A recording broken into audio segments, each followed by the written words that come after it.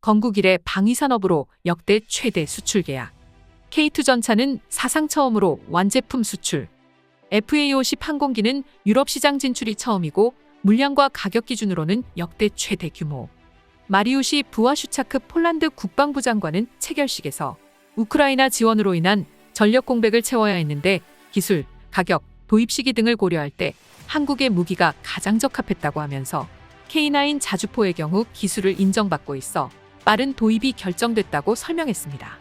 대한민국은 폴란드의 K2 전차 980대, K9 자주포 648문, FA50 개량형 48대로 전체 규모로는 최대 25조 원으로 역대 최대 규모로 무기를 수출하는 기본 계약을 체결했습니다.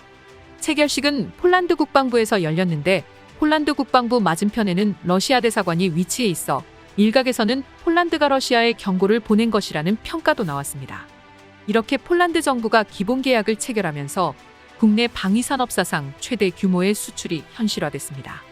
25조 원으로 추정되는 사상 최대 규모의 무기 수출을 성사시킴으로써 올해 방사청이 제시한 150억 달러 수출 목표를 단번에 뛰어넘는 실적을 올리며 대한민국의 방산 수출 역사의 신기원을 열게 되었습니다. 올해 방산 수출액은 25조 원을 넘어 사상 최대치를 기록할 것이 확실시되고 있습니다. 이는 작년 수출 실적의 2.5배가 넘는 규모이며 최근 5년치 수출을 모두 합한 것과 비슷한 규모입니다. 과거 5년 대비 무려 177% 증가로 무기 수출국 중 1위를 차지하게 됩니다. 앞서 5월 한국을 찾았던 마리우시 국방부 장관은 국내 방산업체를 직접 방문하여 한국산 무기에 큰 관심을 보였습니다. FA50은 폴란드 공군 조정사들이 다루기 쉬우며 가볍고 F-16을 기반으로 하는 다목적 무기로 잘 적응할 준비가 되어 있고 연습하는데 몇 시간이면 된다면서 폴란드 공군 전력에 상당한 보탬이 될 것으로 예상했습니다. 이번 빅딜은 우크라이나 전쟁에 따른 안보 공백에서 비롯된 것이며 폴란드가 한국산 무기 도입에 공을 들인 이유였습니다. 러시아가 우크라이나를 침공하자 폴란드는 자국이 보유 중인 러시아산 전차 약 500대 중 절반 이상을 우크라이나에 지원했습니다. 폴란드에서 자체 개발한 크랩 자주포도 우크라이나로 보냈습니다. 미국에서 중고 전차 116대를 도입해 급한 불은 껐지만 전력 공백을 메우기에는 부족하다는 평가였습니다. 이처럼 우크라이나 전쟁으로 전력 증강이 시급한 폴란드는 한국 무기 도입을 통해 안보위기 해소와 자국 산업 육성을 동시에 노린다는 전략입니다. 우리나라의 글로벌 방산 수출 순위도 수직 상승하고 있습니다. 지난 3월 스톡홀름 국제평화연구소에 따르면 최근 5년간 우리나라의 글로벌 방산 시장 점유율은 2.8%로 세계 8위를 기록했습니다. 그동안 한국은 세계 6위의 군사력을 보유했지만 방산 수출은 9위 수준에 머물렀습니다. 그러나 연달아 대규모 수주에 성공하면서 글로벌 방산 수출 빅4 진입도 불가능한 이야기가 아니라는 전망도 나오고 있습니다. 무기체계별로 수출 실적을 살펴보면 과거 방산 수출을 견인해온 항공과 함정, 탄약류를 넘어 최근에는 화력과 유도무기, 기동, 부품류 등으로 다양화되고 있기 때문입니다. 이처럼 K방산이 잘 팔리는 비결은 먼저 가성비와 유지보수 능력을 꼽을 수 있습니다. 미국과 유럽 등 선진국 경쟁 기종과 성능은 유사하지만 도입 및 유지 비용은 25%에서 50%가량 저렴합니다.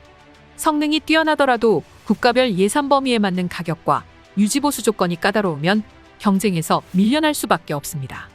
K9 자주포와 경쟁에서 번번이지는 독일의 펜저 하우비츠 자주포가 단적인 사례입니다. 그리고 대전차 미사일 현궁의 경우 미국 제블린과 유도 방식이나 탄도 이력, 사거리 면에서 대등한 수준이지만 가격은 3분의 1 수준입니다.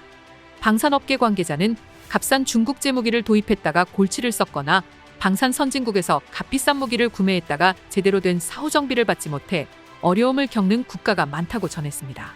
이렇게 한국 업체들은 합리적인 가격과 철저한 유지보수로 긍정적인 평판을 쌓고 있습니다. 그리고 최근 불안해진 국제 정세도 방산업체들에게는 기회가 됐습니다. 전쟁 때문에 방어무기를 중심으로 나토 회원국들의 무기 수요가 커진 상황입니다.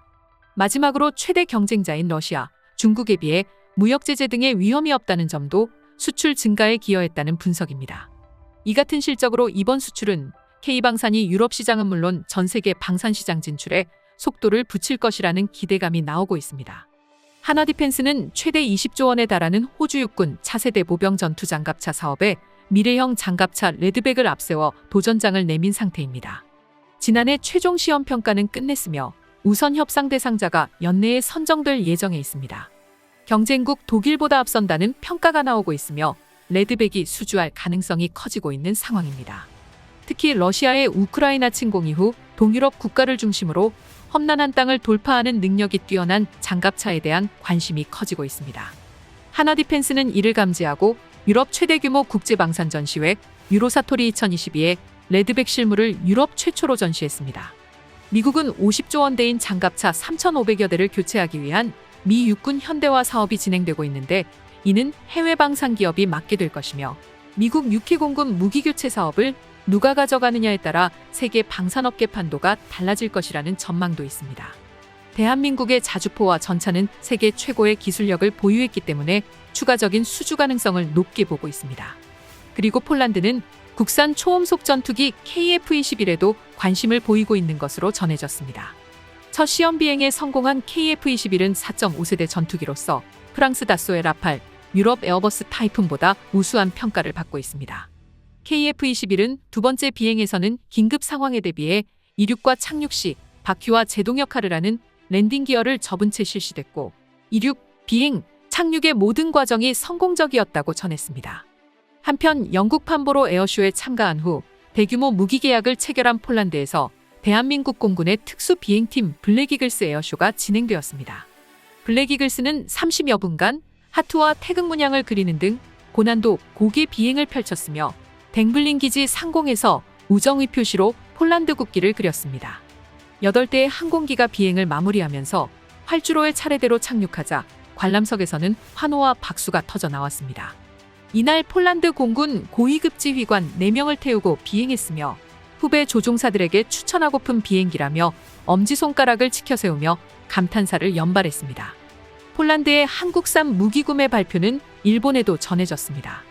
폴란드의 입장에서 보면 이것밖에 없겠네요. 싼 게 비지떡이 되지 않으면 좋겠지만 아직 기본 계약이니까 파기를 검토하는 게 좋겠어. 실적이 전혀 없는 한국산 전투기를 폴란드는 자주 구입할 수 있을 거야. 기술 이전이 있어서 사는지는 모르겠지만 후회하지 않으면 좋고 어느 정도의 문제는 예상하고 있다고 생각하고 싶다. 한국의 성능을 비꼬는 사람이 많지만 무기 수출액 기준으로 상위에 랭크하는 만큼 성능이야 어떻든 그만큼 수요가 있다는 거다.